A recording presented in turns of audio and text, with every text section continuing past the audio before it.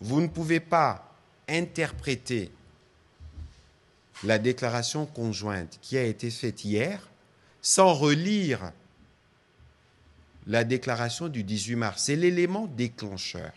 Je rappelle ici qu'avec le Rwanda, dans le cadre du processus de Luanda, toutes les questions étaient vidées. Il restait la signature. La question qui restait pendante pour permettre justement une évolution, parce que nous sommes dans une phase très critique qui est la phase d'atterrissage, c'était la question du M23. Je veux vous faire un petit rappel de la déclaration conjointe qui a été faite entre le Qatar, la RDC et le Rwanda le 18 mars 2025. Dans le cadre des efforts visant à apaiser la situation dans l'est de la République démocratique du Congo, l'État du Qatar a accueilli une réunion trilatérale à Doha le 18 mars 2025, à laquelle ont participé Son Altesse Tamine bin Hamad El Thani, le président Kagame du Rwanda et le président de la République démocratique du Congo.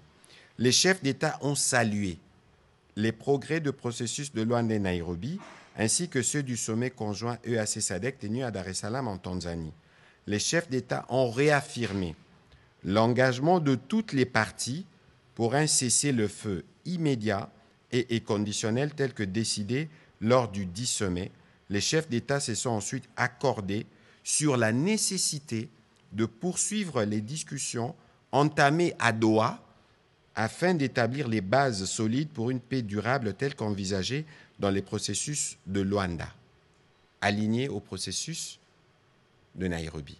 Et donc, lorsque vous comprenez ces déclarations, la question qui suit, elle devient simple. Parce que le communiqué ou la déclaration conjointe qui est sortie hier n'est que la prolongation des engagements qui ont été pris. Parce que j'ai lu certaines réactions, on dit on ne mentionne pas le Rwanda. La question du Rwanda, j'ai envie de dire diplomatiquement, elle a déjà été réglée. Parce qu'il restait que la question de la signature. Il fallait déverrouiller la question sous-jacente, qui est celle du M23, et c'est dans ces cadres-là que les discussions des Doha se font.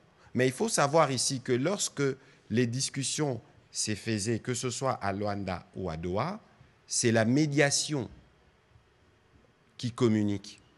Et donc, lorsque vous me dites hier qu'il y a eu des points de blocage, moi j'ai envie de dire que vous avez été manipulé.